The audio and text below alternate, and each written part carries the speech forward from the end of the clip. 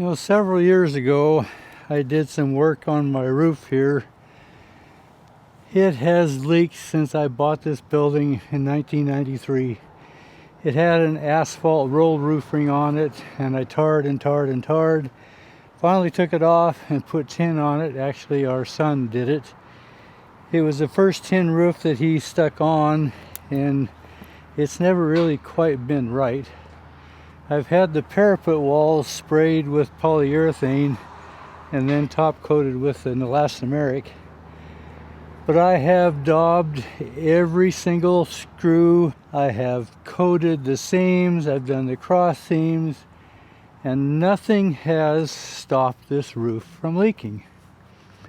So I finally found a company that is going to take the same spray foam that the parapet walls have, and they're going to completely cover this thing. It'll be a solid sheet of polyurethane, and then they'll come in with the elastomeric top coat and seal it up. And it's supposed to be a one-shot deal. They come in and another 5, 6, 7 years, they put another top coat on it. When Rick and I first bought this building, when we went to business together, it leaked like the Amazon rainforest. It was terrible. So we resheeted what was rotted, and we put on, at that time, what was a Conklin elastomeric type roof. Our father-in-law was a dealer for Conklin, and so we did that to this roof, and it has been good for 45 years. And every 10 or 12 years I do come up and I build that elastomeric back up again, and it has always been a good roof.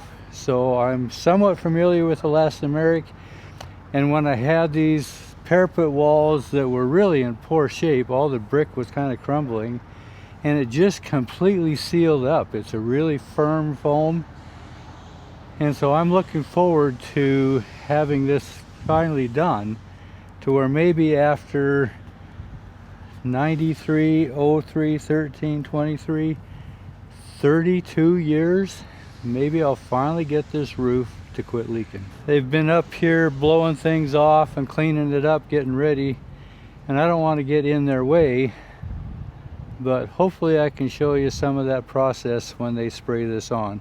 It's supposed to be about 1.25 inches thick average, and just seal it up.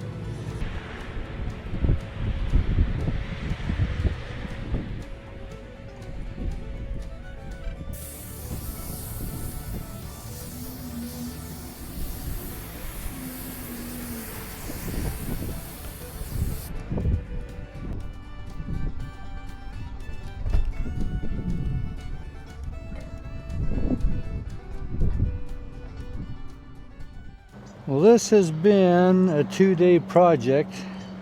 They put the foam down first, and then the next day they put the elastomeric on top of it. It's been another day yet, and it still has a little bit of a tack to it. We've been pretty cloudy the last couple days. The first day it was really nice and sunny, which was ideal for that foam. But maybe we'll get a little sunshine today. I don't know.